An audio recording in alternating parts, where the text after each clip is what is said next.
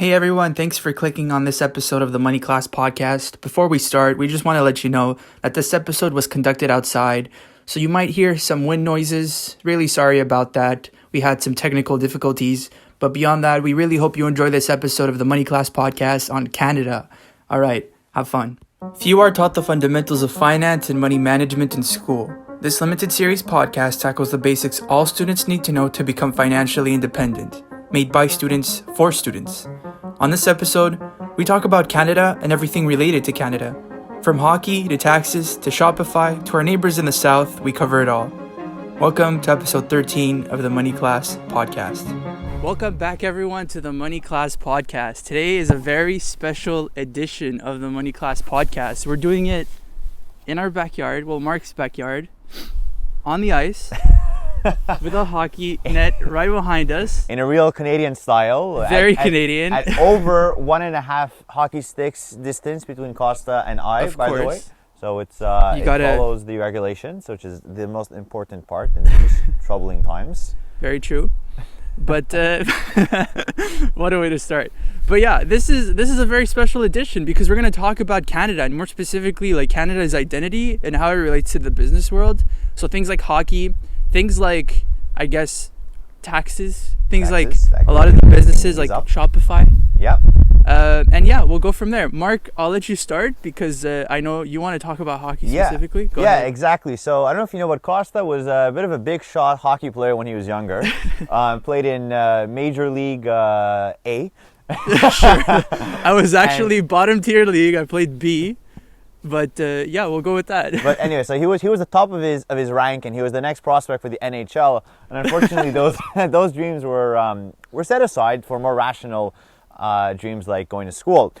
And one thing that's very interesting about hockey is their revenue stream, because many may think, the only way that the hockey teams are making money is through ticket sales, and that's far from the big chunk of the way they make money. Kosta, would you want to try to guess what these revenue streams are, and I'll kind of add from there? For hockey specifically, or like the NHL, the NHL, I guess the big revenue streams would be TV deals, sponsorships, that you see in the rinks themselves or like on TV, and other than that, I guess a small chunk would be like merchandise and like in the actual like ticket sales would be like a very small part, but I think it's those are the main ones. And that's exactly it. So we've got so like you said, we've got TV, which is a big portion. Essentially, how TV works is that these big TV companies are gonna make a deal with the NHL, with the National Hockey League, and the NHL is gonna then distribute that part of that deal money to the different teams, depending on how important the teams are, how many games they're playing, and so on and so forth. So that's the first revenue stream. Okay. The second one, which is sales of tickets, right? You go, you pay, especially the Habs, the Montreal Canadiens, probably one of the most profitable, one of the most expensive, most valuable hockey teams. You're spending upwards of hundreds of dollars to go watch a 3-hour game, well, not even 3 hours, a 1-hour game with some intermissions. It's important to mention in Montreal, we're like considered the Mecca of hockey because I do know the NHL was founded in Montreal. Yeah, that's and true. Like for a long time, everything regarding like drafts, like the entry level drafts, the like management of the leagues used to be headquartered in Montreal, and they moved to New York City. But, okay, yeah. I didn't know that, but you know the NHL has a big headquarters in Montreal as well. Just downtown. Oh, really? I didn't. Yeah. They and funny enough, when side story, but when the Stanley Cup does like a little tour every year, and when I was in Montreal, it was not too far from where I had my internship, so I went and I stopped by a bit, and we had a friend who works there, so I went, I touched the Stanley Cup, I took a picture with it, a little selfie. Wait, that's in Toronto, no? That was right. The Stanley Cup does like a tour, and okay. and one of the stops were Montreal. But that's anyways, crazy. that's beside the point. And yeah, so that's another part. The other part is food and beverages. So again, when you buy a food and beverage at your arena, a small portion are going to the players. And the biggest portion is the merchandising. And what's beautiful about merchandising is the agreement that these companies have. So think of Reebok, so that the hockey players could wear Reebok jerseys, and then they sell these Reebok jerseys for $200 a piece.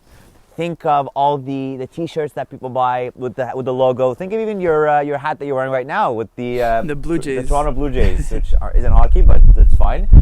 Neither is mine anyway. So it's a Canadian sports team, MLB. Exactly, you're right. And what's fun about licensing is that so the Habs are going to license their name out to a manufacturer. and they have no investment to do. They just say, we're allowing you to do to make products with our logo, with our brand. And you guys pay us for every single sale that you make. Isn't that an amazing business model?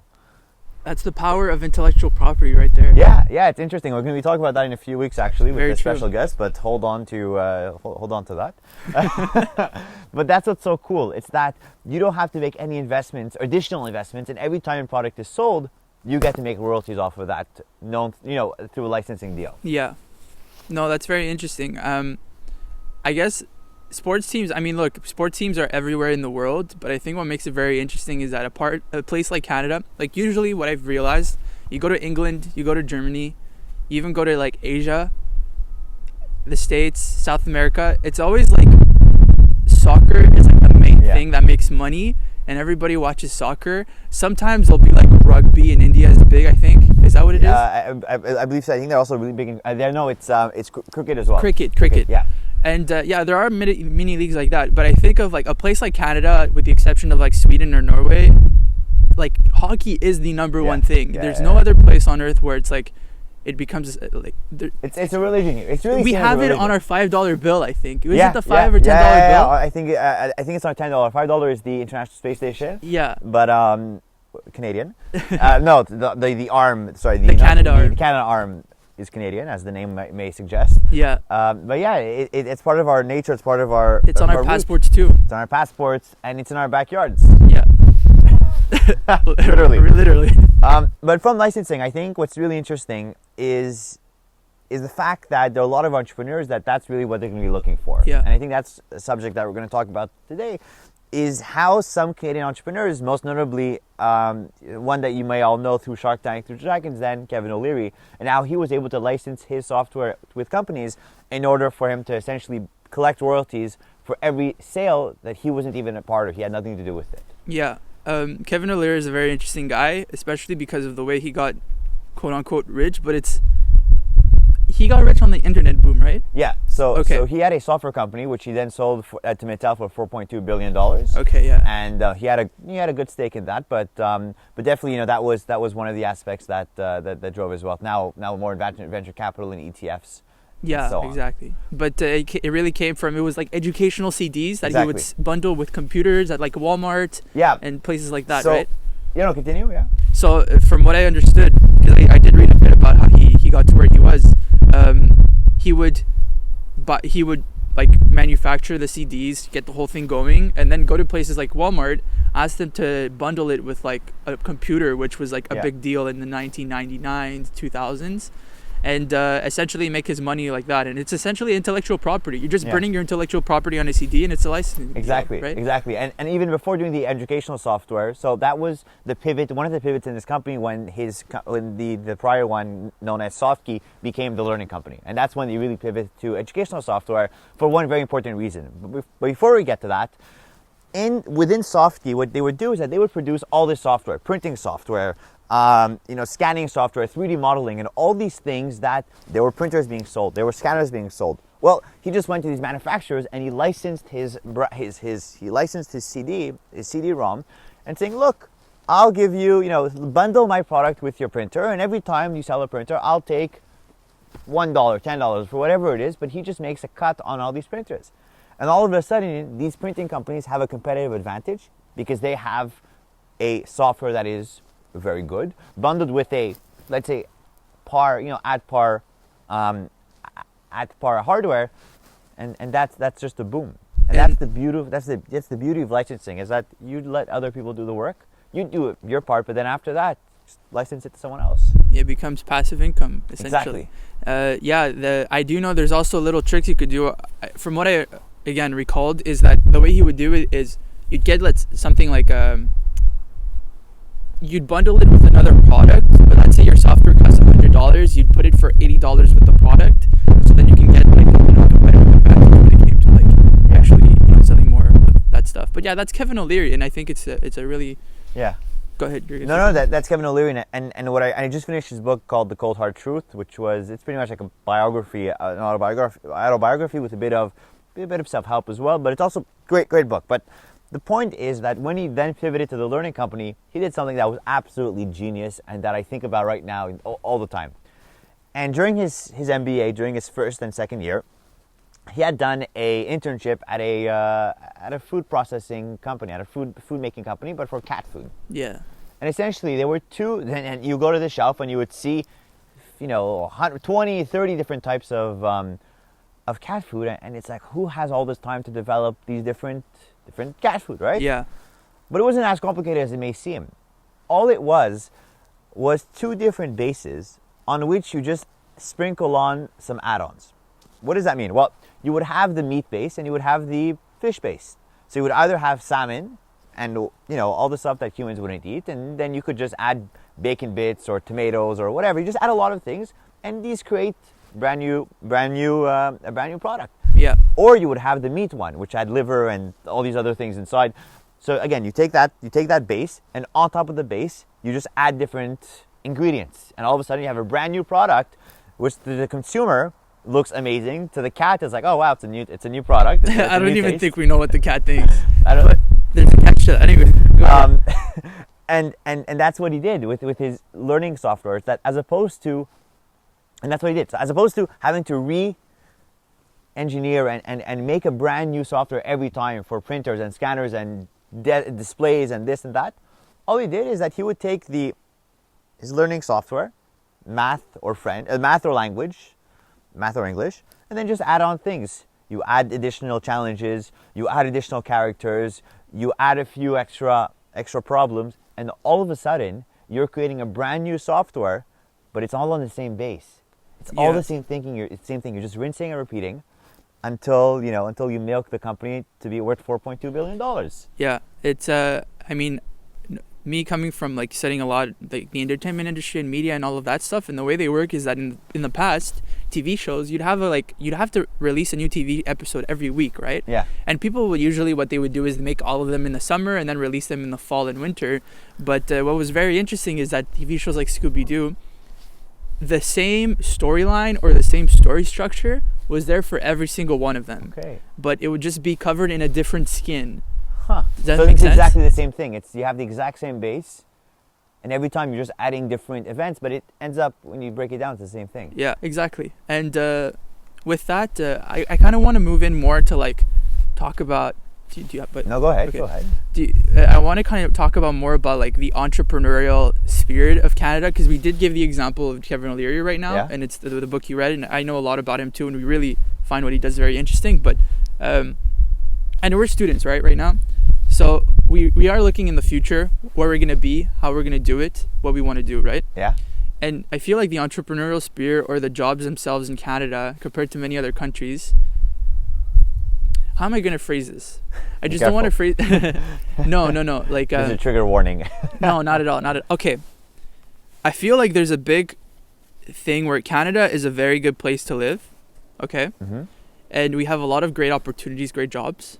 But there's a big exit from a lot of the very talented people, a lot of the big billionaires, a lot of the very just the artists, anybody who has something very unique, who go to like LA, Wall Street, maybe London, maybe China, and which is like I've seen that a lot happen, and it's like I kind of want to explore the question of why that is.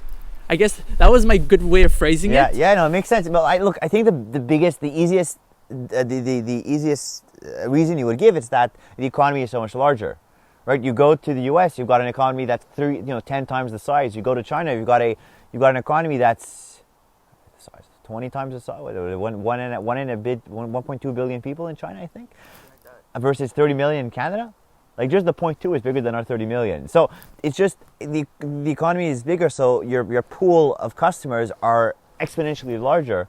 I don't think you could fault the country for that. I think that's just the product of who we are. Well, you say that right now, and again, I love Canada. I think we are extremely lucky for being here. But I just want to challenge this notion as to why. Like more specifically, I think there's something great happening. Look at Kevin O'Leary, very Canadian, born in Montreal, went to school in Ontario, has a house in Toronto, but he lives in the U.S. too. It's hotter. It's hotter in Miami than it is in Montreal. Sure, if but anyone could tell. Yeah. No, but here's what I'm going to get to. I'm going to read a really big quote. And I remember finding this quote a long time ago, and I was like, this is exactly how I feel. And I think it talks a lot about how Canada, it's a very beautiful place to live for a community, but not for the individual. Okay. So a little bit quote, a very big quote, but I'll tell you, you tell me what you think. So it's from Chamath Palihapitiya. Okay, yeah, we know this guy. Okay, yeah, he's a venture capitalist. For those of you who don't know him, he's a part owner of the Golden State Warriors. He's also one of the early executives at Facebook from 2007 to 2009. Okay, that's cool. And he's now the chairman of Virgin Galactic.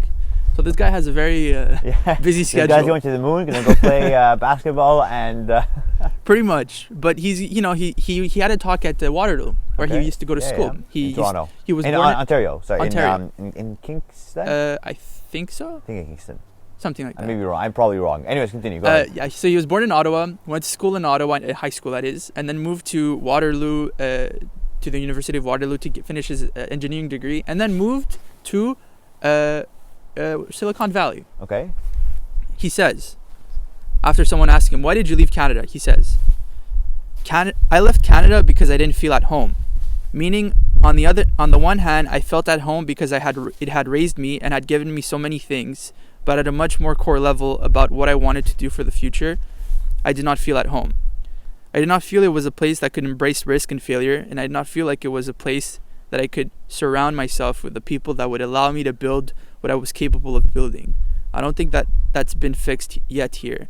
So how do you fix it? I think at one level, we have to fix the taxation system, because unfortunately or not, there's a huge incentive that comes with taking the kind of risk that we take, and it's well established in the United States, and it's not here. It's just not. And then the second thing is that I think that culturally, you have to find ways of organizing around people that don't celebrate checking boxes and being middle of the road in balance. Symmetry is valued in Canada. Come along, get along, everybody's nice and hunky-dory in the middle.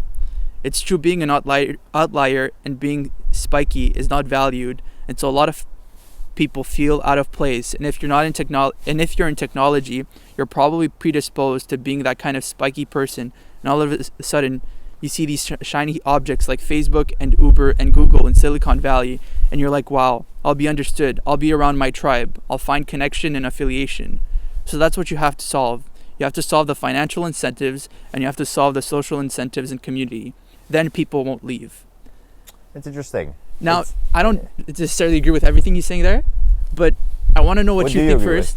I'll ask you that first. I think, I think it's an interesting quote, and he brings up two interesting points. I think one is social, the other one is capital. Capital in terms of fiscal, not in social capital, even though I said those two concurrently. Anyway, so the first one is social. I think that's a difficult statement to say. Of course, Silicon Valley is attractive for tech because it just attracts people for tech. It's like saying, I'm trying to find an example. I can't find one, but it's the idea that everyone goes there to make software, to make everything that's more software, more tech. So obviously the ideas flow more. I don't think it's a fault on Canada. I think it's a attribute of the Silicon Valley, which is now dispersing, unfortunately. But I have a difficulty seeing that, that's Canada's fault. We have a good financial hub in Toronto. Montreal is an incredible hub for tech, for video games. We've had a lot of headquarters here. We have a lot of video game developers. We have a lot of biotech as well, pharmaceuticals. And if someone wants to work in pharmaceutical and lives in Toronto, they're going to say, well, I think I want to live to Montreal. And they're probably not going to say, let me go to the US, because there's that many more candidates. And that's the thing. You come to Canada, you've got less of a competition as well. So all of a sudden, you standing out is a bit easier. Yeah. Now, are you now a big fish in a small pond? Now that's kind of the idea that comes out, right? And versus in the U.S., are you a small fish in a big pond that could grow? I think that's an interesting, choice you have to make. But with Canada, with Canada's candidate pool, which are extremely bright, well educated, and more degreed than the U.S., just because of the cost of our education, well, that's as a result of our taxation, of our tax policies, of our fiscal policies. Right? As Canadians, we've chosen that we want university to be accessible. We've chosen that housing is relatively affordable. We've chosen that we want a good social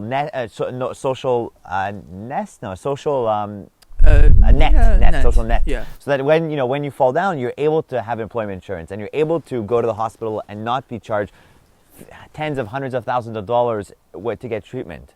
Yeah. Right. So I think it's very naive to say that Canada has so many faults because of these reasons, but it's because of these reasons that it's been able to get ahead on so many other things. Exactly. I think you pretty much summarized it. I think a person like Chamath, who's like a billionaire, he's like the ultra successful person. Like, he owns an NBA team, one of the best in the world. He's a chairman at Social Capital, Facebook guy. He's very... Remember, Kevin O'Leary, his company was in Toronto. Yeah. We're not Shopify, you're going to bring that up, is in Toronto. Yeah, that's why I was going to lead to that. But it's just to say, someone like him who's like ultra successful, like, I get it where he's coming from, because I think in Canada there's this thing where we have a sense of community, right? Yeah. And community, it's like when you build community, you're not trying to overshine the individual to the point where it breeds inequalities. So that's what makes us very good, right? Okay. Yeah. Everybody here can relatively, there's obviously inequalities in every country, can relatively be well off with, a solid, degree, or, being able to find a solid job, having the safety nets that is like free healthcare or whatever the case is. So I think it's very good for a community's sake. We're not as divided as other countries. Yeah, but I think there's nothing wrong with that. Exactly. That's great. That's beautiful. That's the beauty of Canada, right? Yeah, and again, you make it sound kind of like it's communism, which is not. No, it's not. We're socialists in a way. We're social capitalists. We'll call it that. Exactly. Looking out for one another in a capitalistic society. Exactly. And we obviously try to promote entrepreneurship and things like that. But I think the one thing that he said is like, this is how I always felt. Like when Chamath said, like, I as a student who has my future in front of me, when I look at like places like in the United States, companies like Facebook, Google, or Hollywood, you have the Warner Brothers, the Disney company. Yeah. Or I'm sure you're really big into Wall Street and hedge funds and like money management. Yeah. You would love to work at like a Morgan Stanley at Wall Street, I'm sure. Of course. So it's like, why are we so... Because then you're a big fish in a big pond. Yeah, but you see, why are we so personal as an individual, so attracted to these companies or to these like opportunities in places like the United States? Even so, you see there's a lot of imperfections there. And then in Canada, working at like another company that might not be like having awareness globally, like a company in Wall Street or in Silicon Valley, like that's the big dilemma here that I've thought about before. And I'm like, he brings up a really good point where it's like, I would love to live here for the rest of my life, but as an individual, if I'm trying to be selfish, it's always better to go to like these other markets. That makes sense. That's why I think when I brought up the question of billionaires or like very talented seniors individuals, like when they're in Canada, they often move out because as a hyper specialized, hyper successful person, it makes more sense to go into these markets where it's winner take all and less about helping the individual in a community. Okay, so then where do we draw the line? If everyone's going to be going into specific areas but then where do we draw the line because social capital is important and you need, and there are entrepreneurs everywhere, including in these high tax environments. The question remains, there's still entrepreneurs here, so obviously not everyone is going to the States. Mm-hmm. And why would not, there's a bunch, again, right, we're going to bring back Kevin O'Leary. Why didn't Kevin O'Leary why didn't he move from Toronto, go to New York in order to start his company, right? You don't have to answer for him. Yeah. But that's a general statement I'm making. Yeah. Look, I think you and I, if we I think we could live in Canada, enjoy it. We love it here, right? Montreal, Toronto, Vancouver, or even like in rural areas if you're into that. If you're into that. I mean, I'm personally not. That's why I say it like that. But it's like, I think it's beautiful here, and like we love living here, and I don't think there are as many complaints as if we were at other places. And you did bring up the fact that a lot of entrepreneurs stay here, and that's where I'm going to bring in Shopify, which has become, I think, one of the biggest companies, market cap sized companies in Canada. Yeah, the TSX. Every single Canadian hedge fund, this is a little bit of a secret, but every single Canadian hedge fund owns a bit of Shopify because it's a Canadian darling. You have to own it. You can't.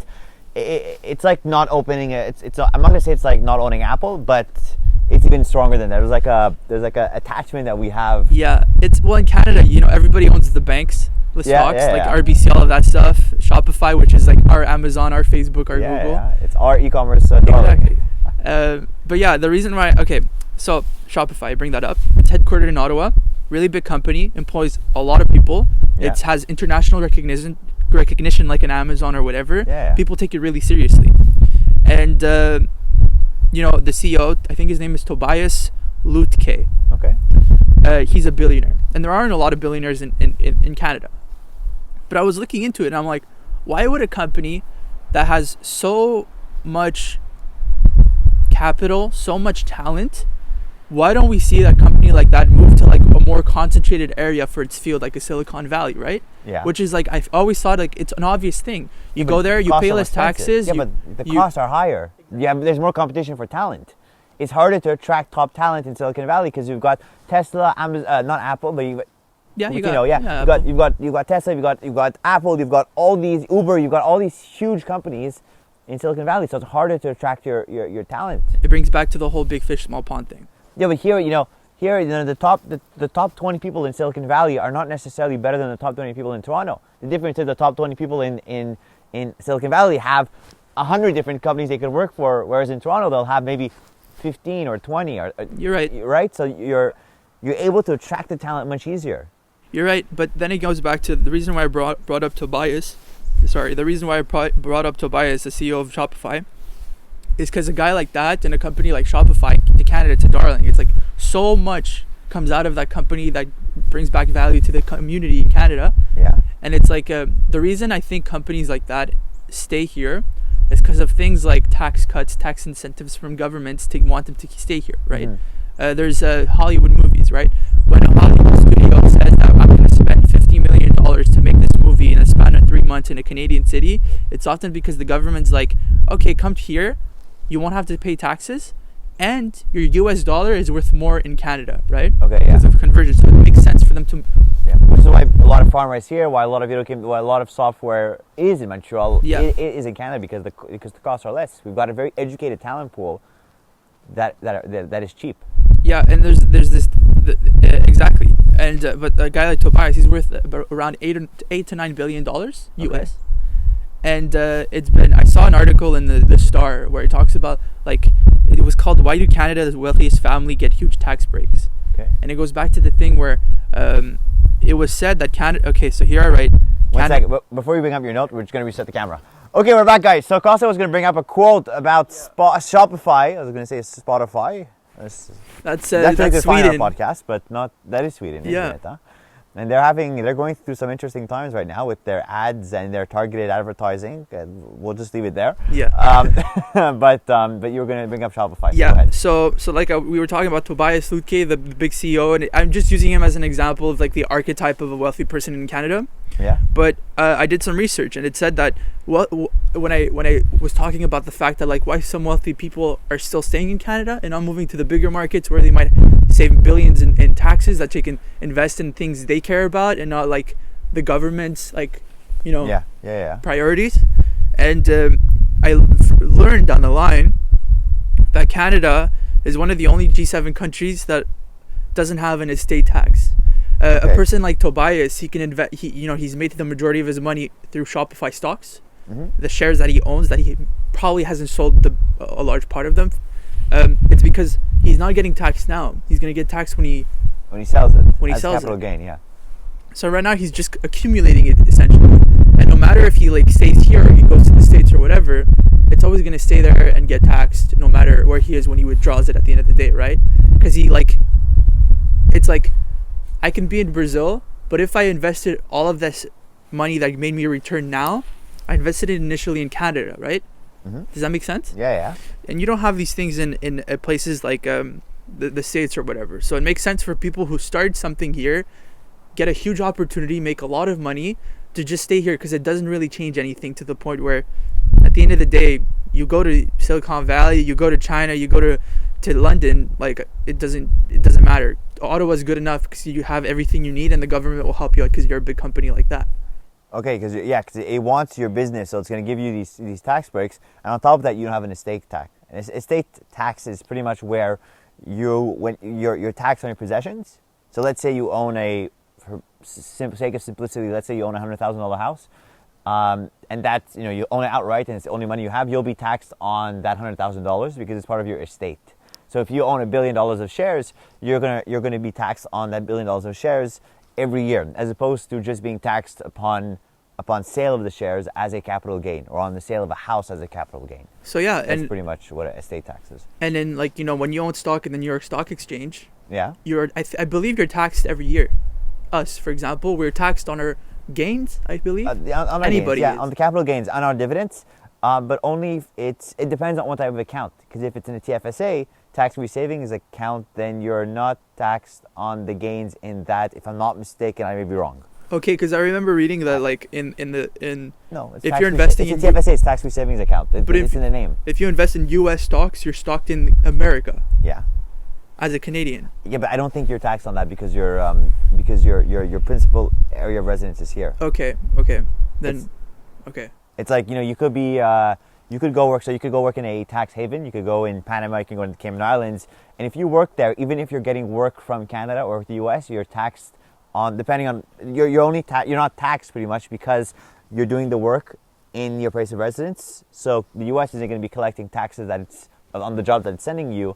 The Panamanian or the Cayman Island government will, but they don't, because that's just their tax policy. Okay, makes sense.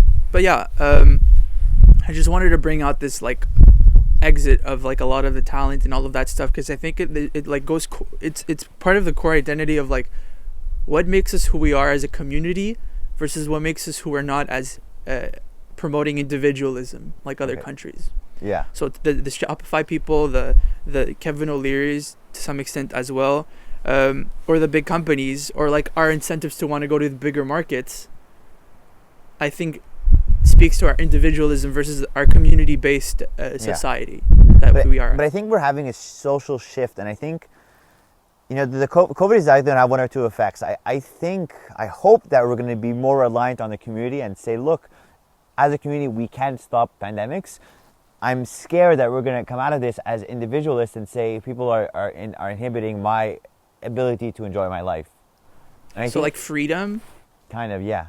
I would hope that coming out of COVID, we're going to say we have to work as a community. When we have an outbreak, when we have a war, when we have a pandemic, we have to work together in order to stop this, what we're all fighting against, and not be individualists and say, I'm not wearing a mask, I'm going to still have parties, I don't care about you guys, I want to live my life. And I think we're having a change, and I think the next generation of people, people our age and younger, who kind of had their, who are coming of age during COVID, are going to have this sense of community, because they're going to see the importance of working together on a problem.